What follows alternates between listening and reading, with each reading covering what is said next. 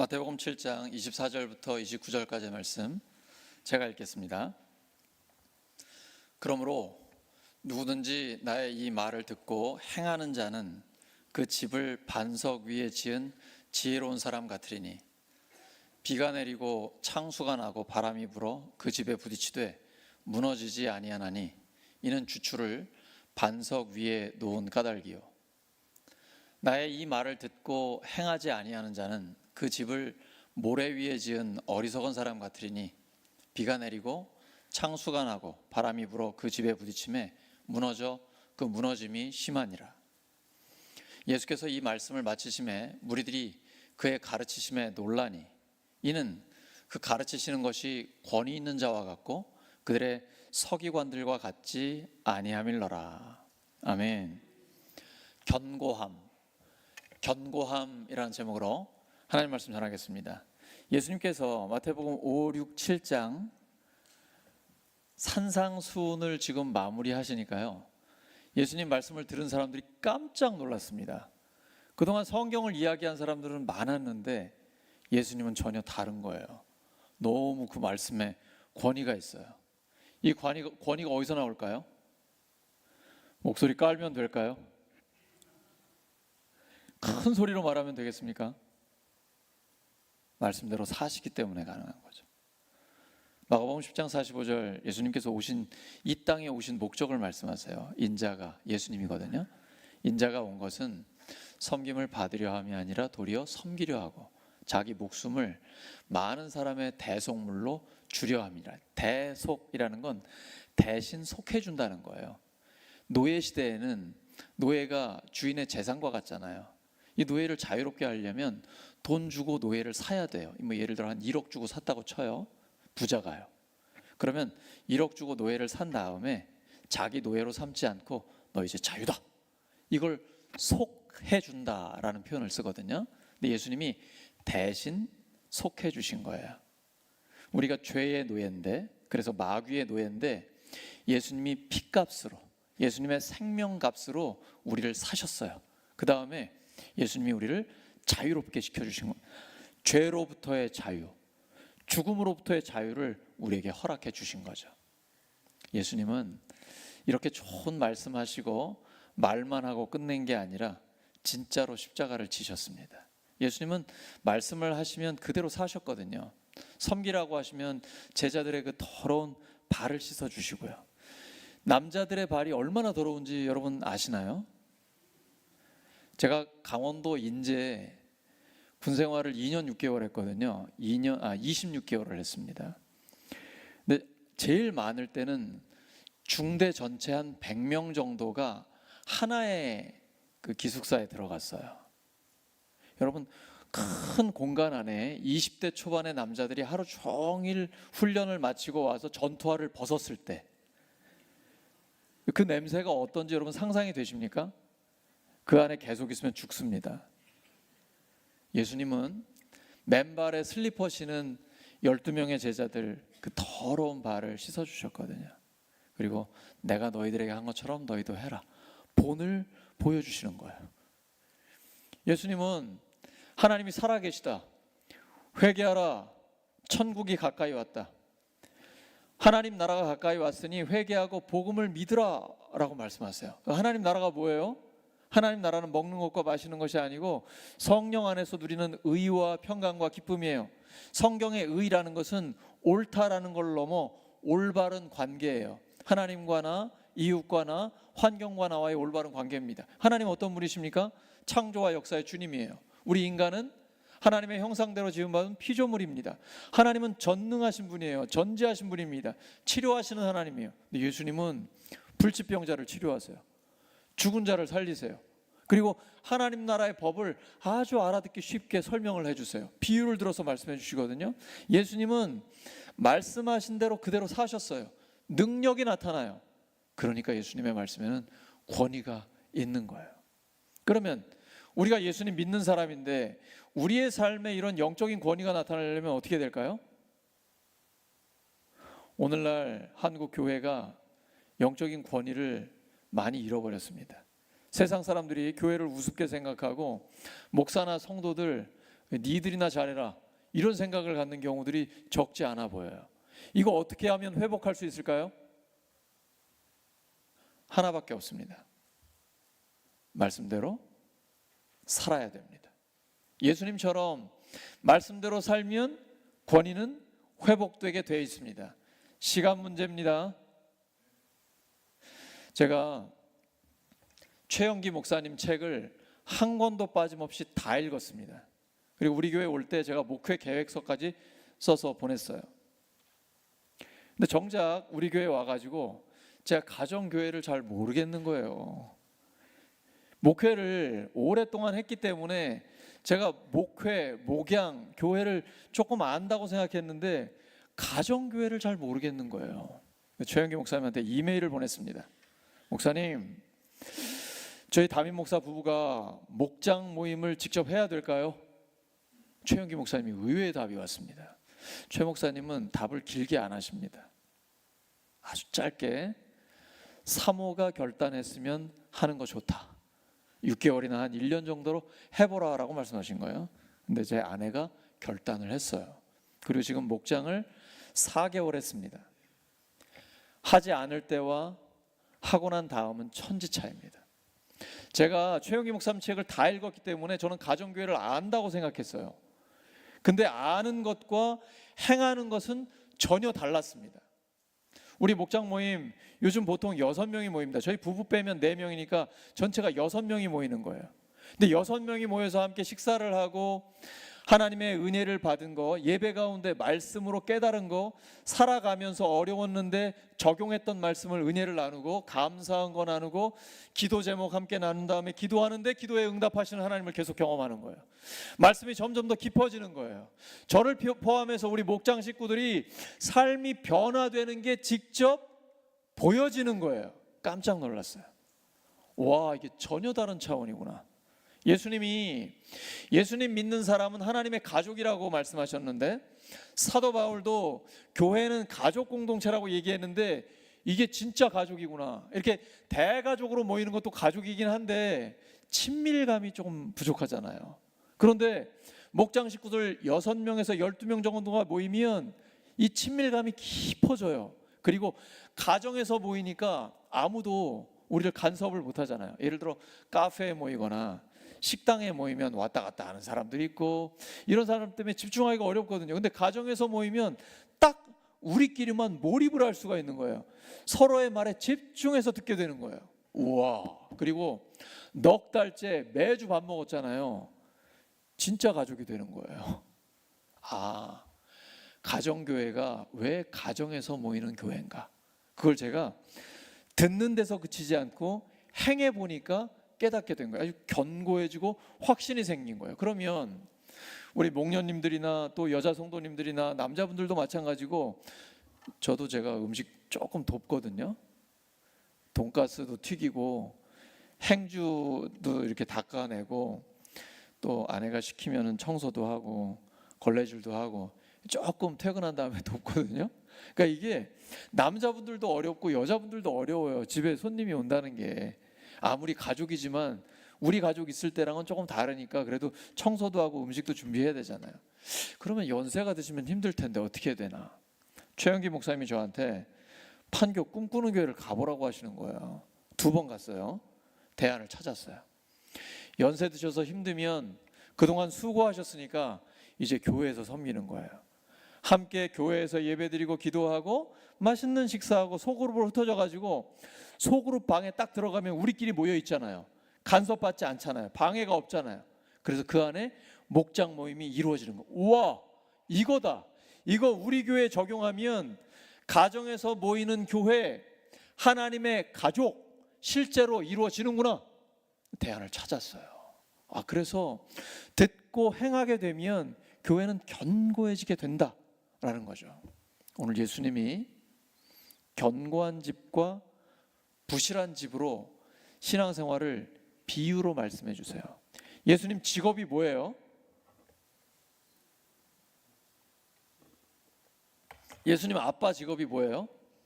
목수예요. 고대 사회에는 아버지가 목수면 아들도 목수예요. 어려서부터 목수로 가구도 만드시고 집도 만드셨던 거죠. 집을 지으셨던 거죠. 예수님은 누구보다도 집 짓는 데 전문가예요. 근데 이스라엘 사람들은 모래 위에는 집을 안 짓습니다. 홍수가 자주 일어나기 때문에 모래 위에 지은 집은 물에 그냥 떠나가기가 쉽거든요. 그래서 반석 위에 집을 지어야 돼요. 잠실의 롯데월드타워 123층이죠. 땅을 몇 미터까지 팠을까요? 38미터까지 팠습니다. 그만큼 깊이 팠기 때문에 높이 올라가고 아무리 폭풍이 몰아쳐도 흔들리지 않아요. 예수님은 우리 인생 신앙생활이 두 가지 종류의 집과 같다는 거예요. 반석 위에 지은 집이냐, 모래 위에 지은 집이냐. 주목할 일이 있습니다. 둘 중에 하나만 선택할 수 있습니다. 두 집 살림 못합니다. 반석 위에 지은 집을 거기에 살면 모래 위에 지은 집은 포기해야 돼요. 반대로 모래 위에 집을 짓고 거기 살면 반석 위에 지은 집은 포기해야 돼요. 예수님은 선택을 말씀하고 계십니다. 예수님의 말씀을 듣다 보면 모세가 신명기 28장, 29장, 30장에 하나님의 말씀을 전했던 게 기억이 나요. 우리 앞에 생명과 사망, 복과 저주가 있습니다. 선택은 우리의 몫입니다. 너희는 살기 위해 생명과 복을 선택하라라고 모세가 이야기합니다. 예수님도 둘 중에 하나만 선택할 수 있다라고 말씀하시는 거예요. 반석 위에 집을 지으려면 선택해야 합니다. 말씀을 들었으면 행해야 합니다. 처음부터 다 하려고 하지 마시고 한 걸음을 내딛으시기 바랍니다. 한 걸음 한 걸음 어제보다 나은 오늘을 살기로 결단하고 말씀대로 살아가면 시간이 흐른 뒤에 엄청난 차이가 납니다. 작은 차이가 큰 차이를 가져옵니다. 신앙생활은 실천 가능해야 합니다. 어제보다 나은 오늘, 그래서 오늘 말씀대로 한 걸음을 내딛는다, 이렇게 생각하시면 하나님께서 우리의 삶을 큰 변화의 역사로 바꿔주십니다. 새벽에 눈 뜨면, 아침에 눈 뜨면 기도부터 하시기 바랍니다. 하나님의 말씀을 묵상하시기 바랍니다. 너무 삶이 분주해서 그렇게 하기가 어려우시죠? 이게 마귀가 우리의 삶에 혼란을 가져오는 겁니다. 돈 벌어야지, 너 지금 뭐 하는 거야? 급하다고, 빨리빨리 해, 노후 준비해야지, 야 누려야지, 인조이, 즐겨야지. 우리의 삶을 막 몰아갑니다. 세상 속으로 몰아가요. 바쁘게 몰아서 하나님을 만날 여유가 없게 합니다. 하나님의 말씀은 그렇게 바쁘면 들리지 않습니다. 성경을 읽을 때 너무 분주하게 하시면 안 됩니다. 그냥 해치워 버리시는 식으로 하면 하나님의 뜻을 깨달을 수가 없습니다. 우리에게 무엇이 그렇게 급하고 중요합니까? 하나님의 음성을 듣는 것보다 더 급하고 중요한 게 있습니까? 가장 먼저 말씀 앞에 서시기 바랍니다. 그리고 기도부터 하시기 바라요. 그러면 하나님의 음성이 들립니다. 우리 한 사람 한 사람을 향한 하나님의 목적이 있어요. 사명이 있습니다. 그걸 깨닫게 되면 그 순간부터 우리의 삶에 활력이 넘치고 영적인 에너지가 가득하게 됩니다. 이걸 성령 충만이라고 합니다. 에베소서 5장 18절이죠. 술 취하지 말라. 이는 방탕한 것이니 오직 성령으로 충만함을 받으라. 여러분, 술 드실 시간은 있으시죠? 드라마 보고 즐길 시간은 있으시죠? 하나님의 음성을 들으실 시간은 있으신가요? 우선순위의 문제입니다. 신앙생활은 먼저 무엇을 하느냐에 따라 우리의 인생이 달라지는 것입니다. 예수님은 하나님이시잖아요. 우리의 삶의 우선순위를 확실하게 해주십니다. 10계명, 먼저 4계명 하나님과 관련된 것입니다. 그리고 내 부모를 공경하라부터 마지막에 탐내지 말라까지는 사람 관계와의 관계입니다. 주기도문도 처음에는 하나님과 관계됩니다. 하나님의 이름, 하나님 나라, 하나님 뜻이에요. 그 다음 일용할 양식, 또 인간관계 속의 용서, 시험에 들지 않게 하고 악으로부터 우리를 보호해 주시라고. 항상 우선순위가 하나님이 먼저고 그 다음에 사람이에요. 이 우선순위를 확실하게 하면 우리의 인생이 딱 정리가 됩니다. 그리고 안정과 기쁨이 넘치고 우리 안에 평화가 넘쳐서 행복감이 점점 더 차고 넘쳐나게 됩니다. 문제는 우선순위입니다. 신앙생활은 핑계를 대면 성숙해질 수 없고 성장할 수 없습니다. 최우선순위를 하나님께 두는 것입니다. 그러면 새벽에 기도하려면 언제부터 깨어 있어야 될까요? 저녁 때 밥 먹을 때부터 일찍 먹고 일찍 자야 됩니다. 그래야 새벽에 깨어나거든요. 내가 하나님의 말씀에 집중하려면 다른 걸 제쳐놔야 됩니다. 뉴스 보는 거, 세상적으로 즐기는 거를 뒤로 하고 우선 하나님의 말씀과 기도에 집중해야 됩니다. 그러면 우리 인생이 반석 위에 굳건하게 섭니다. 이 세상을 살아갈 때는 반석이라고 해도 영원한 반석은 되지 못합니다. 우리에게 영원한 반석은 누굴까요? 오직 하나님밖에 없어요. 이사야 26장 4절입니다. 너희는 여호와를 영원히 신뢰하라. 주 여호와는 영원한 반석이심이로다. 여러분의 반석은 무엇입니까? 누가복음 12장에 보면 돈을 반석으로 삼는 부자가 나옵니다. 예수님께서 한 부자의 비유를 하세요. 요즘 이제 한창 추수할 때인데, 이렇게 추수할 때 비가 많이 내리면 농부들은 진짜 힘들어요. 해가 쨍쨍 나야 마지막에 벼가 잘 익고 11월 초까지 추수를 하게 되는데, 지금 아마 농촌교회들은 굉장히 많이 기도할 겁니다. 근데 부자가 추수를 많이 했어요. 너무 많이 해가지고 자기가 갖고 있는 곡간에 다 집어넣을 수가 없어요. 어떻게 할까 고민하다 그 곡간 헐어버리고 큰 곡간을 짓고 거기에다 비축하기로 했습니다. 이런 사람, 우리 자본주의 사회에서는 세상적 관점으로는 참 모범적인 사람이죠. 호모 에코노미쿠스 아닙니까? 우리가 본받을 만한 경제인, 돈 낭비하지 않고 잘 저축해가지고 노후 준비까지 확실하게 하는 사람. 세상적 관점으로 보면 성공한 사람이고 모범적인 사람입니다. 근데 하나님의 관점에서 보면 어리석은 사람입니다. 왜냐하면 이 부자는 자기 영혼에게 이렇게 말합니다. 영혼아, 여러 해 쓸 물건을 많이 쌓아두었으니 평안히 쉬고 먹고 마시고 즐거워하자. 문제 있나요? 문제가 있어요. 영혼의 필요와 육신의 필요를 지금 혼돈하고 있는 거예요. 헷갈려 하고 있는 것입니다. 영혼의 필요, 영혼의 허기는 물질로는 못 채웁니다.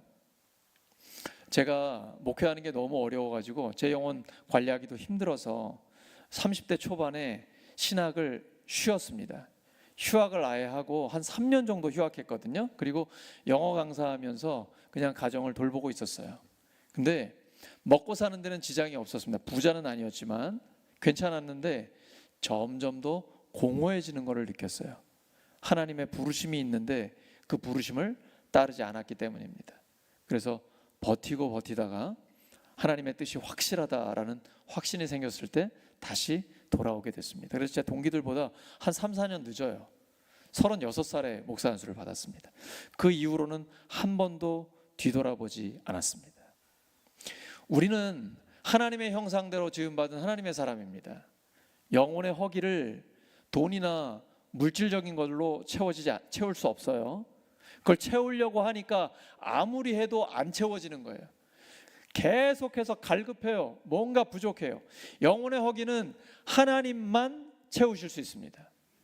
이 부자는 세상적으로는 부유하고 많이 채웠지만 하나님께 대해서는 부유하지 못합니다. 그래서 하나님이 이렇게 말씀하십니다. 어리석은 자여, 오늘 밤에 내 영혼을 도로 찾으리니 그러면 내 준비한 것이 누구의 것이 되겠느냐.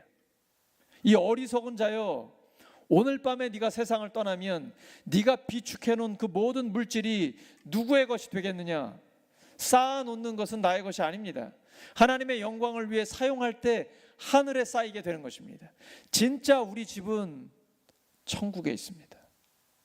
이 땅에 있는 집들은 다 놔두고 떠나가야 됩니다. 우리는 빈손으로 왔다 빈손으로 가는 사람이에요. 항상 그 준비를 하고 있어야 됩니다. 예수님은 반석 위에 집을 지으라는 거예요. 그러려면 하늘의 보물을 쌓아둬야 됩니다. 말씀대로 살아야 돼요. 그러면 하나님께서 이 땅에 사는 동안에 영원한 반석이신 주님 위에 견고하게 서게 하십니다. 하나님의 말씀대로 살면 말씀이 우리를 지킵니다. 예수님이 우리를 보호합니다. 예수님 말씀하셨습니다. 천지는 없어질지언정 내 말은 없어지지 아니하리라. 천지가 있기 전에 태초에 말씀이 계셨고 그 말씀을 통해 우주 만물이 지어졌기 때문입니다. 그러므로 가장 견고한 신앙은 말씀 위에 굳건하게 서는 신앙입니다. 모세가 우리 앞에 생명과 사망, 복과 저주가 있다고 했습니다. 선택은 우리 몫인데요, 선택한 뒤에는 하나님의 복이 따라옵니다. 신명기 28장 1절입니다. 시작. 내가 내 하나님 여호와의 말씀을 삼가 듣고 내가 오늘 내게 명령하는 그의 모든 명령을 지켜 행하면 내 하나님 여호와께서 너를 세계 모든 민족 위에 뛰어나게 하실 것이라. 하나님 말씀을 듣고 말씀대로 행하면 세계 모든 민족 위에 뛰어나게 하실 것이라고 말씀해 주셨습니다. 우리나라가 비교적 작은 땅이고 인구도 많지 않지만 하나님 말씀대로 행하면 세계 모든 민족 위에 뛰어나게 하실 것이라고 약속해 주셨습니다. 저는 이 말씀이 우리나라에 실제로 이루어지고 있다라고 확신합니다. 선교사들을 만나면 K-팝이나 K-컬처, K-푸드 이런 게 전 세계에 다 퍼져 있어서 한국인이라고만 하면 환영받는 거예요. 그러니까 복음을 전하는데 큰 도움을 얻게 된 것입니다. 지금 경제력도 굉장히 향상이 됐고, 그러나 우리는 여전히 미국이나 중국, 러시아나 일본, 우리 주변에 강국들이 있는 것이죠. 이때에 이걸 다 뚫고 세계에서 가장 뛰어난 민족이 되려면 어떻게 될까요? 하나님 말씀대로 행하면 됩니다. 우리 교회도 마찬가지입니다. 우리의 다음 세대들이 글로벌 크리스천 리더가 되려면 말씀대로 순종하는 것을 보여줘야 됩니다. 저는 새벽에 기도할 때마다 우리 교회 다음 세대들이 글로벌 크리스천 리더들이 되게 해주세요. 제가 이런 기도하니까 제 아내가 너무 그렇게 큰 기도하지 말라고 자꾸 뭐라 그래요. 근데 저는 굽히지 않습니다. 새벽마다 기회가 될 때마다 하나님 앞에 크게 기도합니다. 왜냐하면 약속을 주셨기 때문입니다. 여러분, 우리 교회 다음 세대들 보세요. 눈빛을 보세요. 지난주에 대청소했잖아요. 제가 손님이 오셔가지고 이제 다 접대를 하고 내려가 보니까 청소가 다 끝난 거예요. 근데 애들이 우리 시호가 어린이교회 예배실에서 축구를 하고 있는 거예요. 그래가지고 제가 가서 이렇게 공을 받아줬더니 축구 시합이 시작이 됐습니다. 시호가 하고 그다음에 민준이도 이제 합류를 했어요. 그러니까 얘네들 아직 5살에서 7살 그 사이 유치원생들입니다. 근데 제가요 50대 0으로 졌어요. 애들이 얼마나 빠른지 이건 완전 울산의 메시예요. 너무너무 빠른 거예요. 근데 저도 나름대로 축구 조금 하거든요.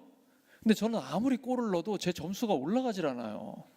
그래서 시호야, 왜 목사님은 이렇게 골을 많이 넣는데 항상 빵점이야? 대답도 안 해줘요. 그냥 50대 0이에요. 그걸로 끝났어요. 저는 이 아이들이 정말 글로벌 크리스천 리더가 될 수 있다고 확신합니다.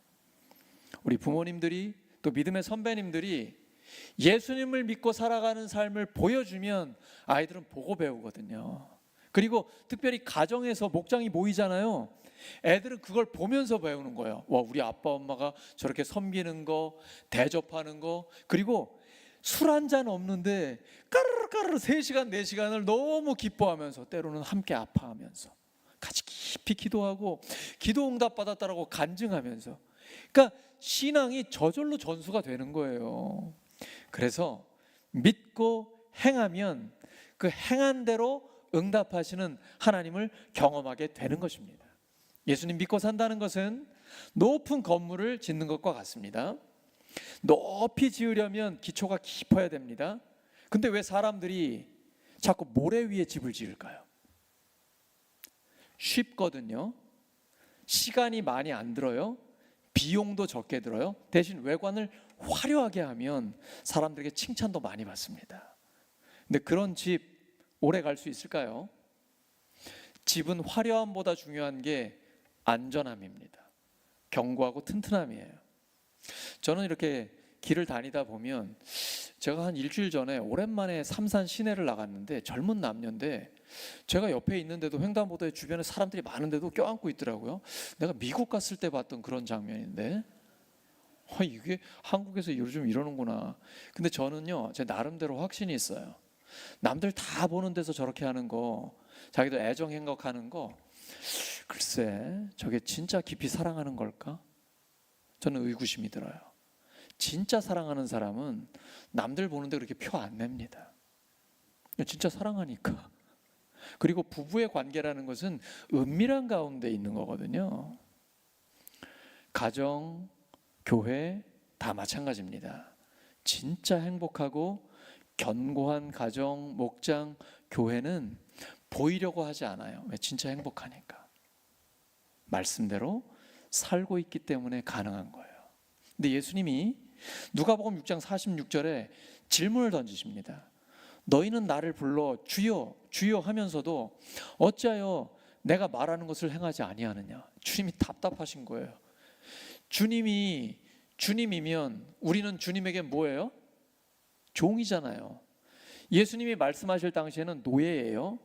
노예는 주인이 한 분밖에 없습니다. 오늘날처럼 2잡, 3잡 가질 수 없어요. 사장이 여러 사람이 될 수 없고 주인은 딱 한 사람이에요.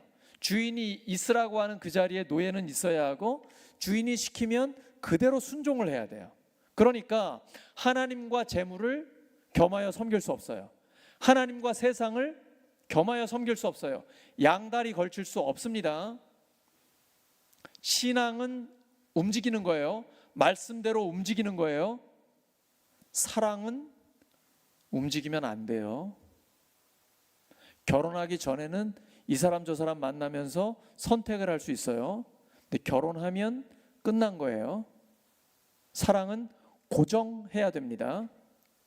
제가 오랜만에 그 삼산 거리를 걷다 보니까 광고판들이 많이 보이더라고요. 요즘 광고가 엄청 야합니다. 속옷 입은 여자분들도 많고. 그래서 제가 길 가다 보니까 이게 보이잖아요, 광고가. 너무 야하다. 근데 이쪽 가보니까 또 보여, 또. 이건 뭐 어디 시선을 둘 데가 없어요. 그래가지고 오직 제 아내만 보기로 했습니다. 교회에서는 오직 예수님만 보시기 바랍니다. 세상에서는 오직 아내만 보시기 바랍니다. 남편만 보시기 바랍니다. 왜 아멘이 별로 없어요? 일단 결혼하면 끝난 거예요, 여러분. 끝난 거예요. 결혼하면 배우자만 보셔야 돼요. 신앙생활은 예수님만 보는 거예요. 이러면요, 마음이 딱 안정이 돼요. 양다리 걸치면 불안합니다. 사랑도 신앙도 마찬가지예요. 성경은 신앙생활을 결혼생활로 많이 비유를 해요. 비슷하거든요. 하나님은 질투하시는 하나님이라고 우리에게 표현을 하셨어요. 그러니까 인간의 언어가 한계가 있어요. 하나님이 사람들처럼 이렇게 질투한다 그런 개념이 아니고 열정적인 사랑을 한다는 거예요. 그래서 하나님이 우리를 사랑하시기 때문에 예수님의 생명을 내어주셨잖아요. 그 정도로 사랑하세요. 근데 내가 하나님을 버리고 돈을 더 사랑하거나 세상을 더 사랑하면 하나님이 가만두시겠어요? 가만두시는 건 방치죠. 방치하는 건 사랑이 아닙니다. 만약에 제 아내가 다른 남자한테 눈길을 줬다, 뭐 그럴 일이 없을 거예요. 왜냐하면 저를 알기 때문에. 제가 부여에 있을 때 제 아내랑 교회 권사님들이랑 성도들이랑 식사를 하러 갔어요. 근데 그 식당 주인은 좀 독특한 분이에요. 뭔가 손기술이 있어가지고 안마를 잘 하셔요. 그리고 우리 교회 권사님들 여자분들 가면 안마를 잘 해주는데 시원하다고 하는 거예요. 제 아내를 안마를 해주겠다는 거예요. 제가 하지 말라고 그랬어요. 좋은 말로 했어요. 그 다음에 또 분위기가 할 것 같아서 제가 정색을 하고 하지 말라고 그랬어요. 근데 안마를 하러 온 거예요. 제 아내 어깨에 손을 대더라고요. 저도 모르게 제가 목소리가 좀 크거든요. 식당이 떠나가라 하지 말라니까 라는 소리가 나와버렸어요. 저희 성도님들이 보고 깜짝 놀랐어요. 제가 그런 걸 처음 보셨거든요. 사랑이란 이런 거예요. 여러분 아닙니까? 하나님은 우리를 너무 사랑하십니다. 그래서 우리가 양다리 걸치는 건 허락을 안 하셔요. 하나님과 재물을 겸하여 섬길 수 없습니다. 하나님과 세상을 겸하여 섬길 수 없습니다. 이걸 알매도 불구하고 교회에 있을 때는 믿음이 있는 것 같은데 교회만 나가면 세상이랑 하나님이랑 양다리를 걸치는 경우가 있잖아요. 그럼 갈등이 있는 거예요. 내 안에 생명이 있기 때문에, 영원한 생명이 있기 때문에, 와 이거 세상도 좋은데, 하나님도 좋은데 계속 갈등이 생기는 거예요. 이러면 행복하지 않아요. 마음을 정하시기 바랍니다. 결혼하면 내 배우자만 보시고 예수님을 믿으면 예수님만 보시기 바랍니다. 그러면 행복해요. 그러면 갈등이 없어요. 그리고 기쁨과 감격이 넘치는 신앙생활을 할 수 있는 것입니다. 이건 하나님의 말씀에 근거할 때 가능해요. 말씀이 이렇게 부드럽지만 때로는 강력하게 나타납니다. 예레미야 23장 29절입니다. 시작. 여호와의 말씀이니라.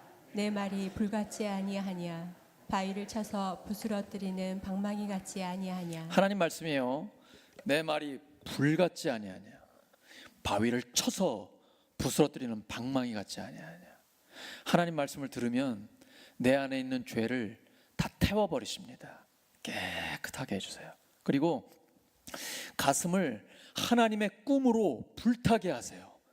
울산에서 땅끝까지 복음을 전하는 이 선교의 비전으로 가슴이 타오르게 하십니다. 이게 성령의 충만함이에요. 그리고 바위를 쳐서 부스러뜨리는 방망이 같아요.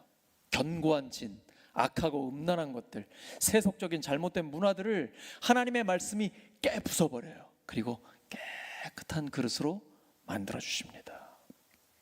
이 말씀대로 살면 우리의 삶은 견고한 하나님의 집이 되는 것입니다. 사랑하는 우리 울산교회 성도 여러분, 하나님의 말씀을 듣고 행하면 믿음이 견고해집니다.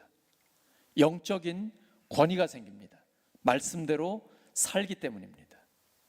견고한 믿음으로 점점 더 예수님을 닮아가는 우리 모두가 되기를 예수 그리스도의 이름으로 축원합니다. 이 시간 말씀 붙들고 반주에 맞춰서 한 1, 2분 정도 간절히 하나님께 기도하겠습니다. 하나님 아버지, 주님 말씀 들은 대로 순종하며 살게 하여 주시옵소서. 우리의 믿음을 견고하게 세워 주시옵소서. 영적인 권위를 허락하여 주시옵소서. 견고한 믿음으로 점점 더 예수님을 닮아가는 하나님의 사람들 되게 하여 주시옵소서. 하나님, 우리가 세상에 살면서 여러 가지 갈등도 있고 어려울 때도 있지만 늘 하나님의 길을 선택할 수 있도록 도와주시옵소서. 성령께서 모든 것을 가르치시고 모든 진리 가운데로 인도하시며 주님의 말씀을 생각나게 하여 주시옵소서. 생명을, 복을 선택하게 하여 주시옵소서. 사망을, 저주를 내려놓게 하여 주시옵소서. 그래서 우리가 가는 그 자리마다 하나님의 놀라운 역사가 나타나게 하여 주시옵소서. 이 시간 성령께서 불같이 역사해 주세요. 성령께서 우리의 기도를 인도하여 주시옵소서. 성령을 체험하게 하여 주시옵소서. 기도하며 하나님을 만나게 하여 주시옵소서. 하나님을 경험하게 하여 주시옵소서. 우리의 믿음이 하나님의 말씀 위에 견고하게 서게 하여 주시옵소서. 말씀대로 순종하면서 하나님을 만나게 하여 주시옵소서. 성령을 체험하게 하여 주시옵소서. 주님 역사해 주소서. 하나님 감사합니다. 주님을 더 깊이 만나고 하나님과 동행하게 하여 주시옵소서. 하나님 감사합니다. 주님 사랑합니다. 역사해 주시옵소서.